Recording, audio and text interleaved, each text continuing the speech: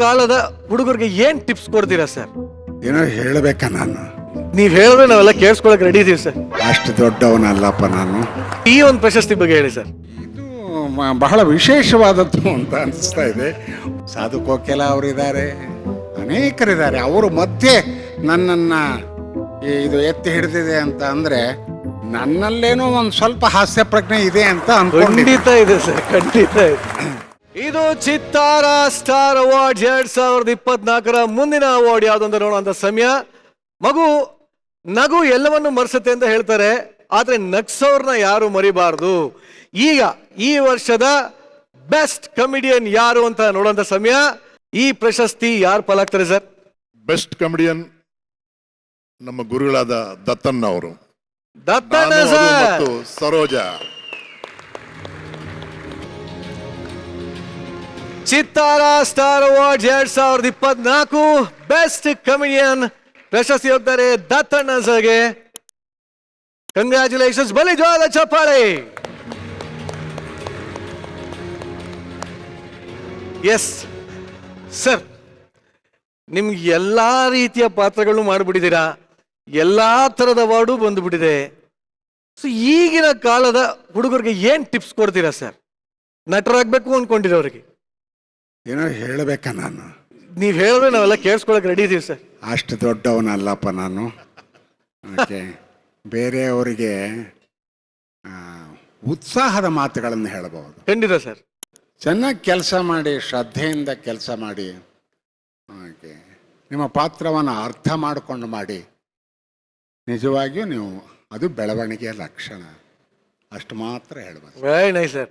Sir, ಈ ಒಂದು ಪ್ರಶಸ್ತಿ ಬಗ್ಗೆ ಹೇಳಿ ಸರ್. ಇದು ಬಹಳ ವಿಶೇಷವಾದದ್ದು ಅಂತ ಅನಿಸ್ತಾ ಇದೆ. ಒಂದು, ನಾನು ಬಹಳಷ್ಟು ಮಾಡಿರೋದು ಬಹಳ ಸೀರಿಯಸ್ ರೋಲ್ಸ್. ನನಗೇನೋ ನೀವು ಹಾಸ್ಯ ಕಲಾವಿದ ಅಂತ ಹೇಳಿ ಕೊಟ್ಟಿದ್ದೀರಿ.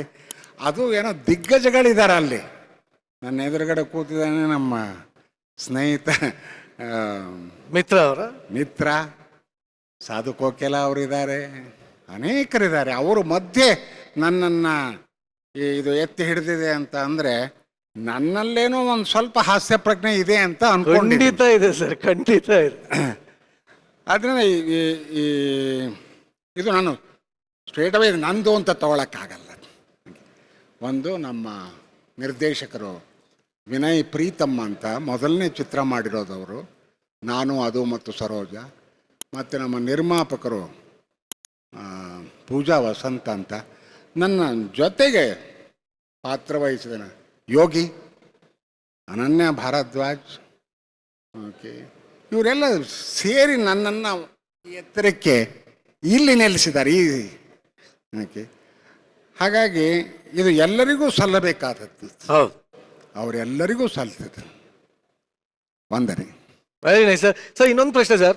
ಇಷ್ಟು ವರ್ಷದಿಂದ ಸಾಕಷ್ಟು ಹಿರಿಯ ನಿರ್ದೇಶಕರ ಜೊತೆ ಎಲ್ಲ ಕೆಲಸ ಮಾಡಿದ್ದೀರಾ, ಆದರೆ ಈಗ ಈ ಯಂಗ್ ಜನರೇಷನ್ ಟೆಕ್ನಿಷಿಯನ್ಸ್, ಆಕ್ಟರ್ಸ್ ಆಗಿರ್ಬೋದು, ನಿರ್ದೇಶಕರಾಗಿರ್ಬೋದು, ಇವ್ರ ಜೊತೆ ಕೆಲಸ ಮಾಡೋದು ಎಷ್ಟು ಡಿಫ್ರೆಂಟ್ ಅನ್ಸುತ್ತೆ ನಿಮಗೆ? ಡಿಫರೆಂಟ್ ಅಂತ ಏನಿಲ್ಲ, ಯಾಕೆಂದರೆ ಹಿಂದೆ ಮಾಡ್ತಾ ಇದ್ದವರು ಕೂಡ ಬಹಳ ಶ್ರದ್ಧೆಯಿಂದ ಕೆಲಸ ಮಾಡೋರು. ಈಗ ಮಾಡ್ತಾ ಇರೋರು ಸೂಪರ್ ಶ್ರದ್ಧೆಯಿಂದ ಮಾಡಬೇಕಾದ ಅಗತ್ಯ ಬಿದ್ದಿದೆ. ಯಾಕೆಂದರೆ ಆಗಿನ ಕಾಲಕ್ಕಿಂತ ಈಗಿನ ಕಾಲದಲ್ಲಿ ನಮಗೆ ಕಾಂಪಿಟೇಷನ್ ಜಾಸ್ತಿ ಆಗಿದೆ. ಒಂದು ಪಾತ್ರಕ್ಕೆ ಒಬ್ಬ ಕಲಾವಿದ ಬೇಕು ಅಂತಂದರೆ 100 ಜನ ಇದ್ದಾರೆ ಅಲ್ಲಿ. ಹಾಗಾಗಿ ಅವರ ಜವಾಬ್ದಾರಿನೂ ಹೆಚ್ಚಾಗಿದೆ. ಅವರ ಇದು demands on their disciplined acting ಇದೆಯಲ್ಲ, ಅದು ಬಹಳ ಹೆಚ್ಚಾಗಿದೆ. Very nice sir. Thank you, and once again congratulation sir. Thank you sir. Thank you.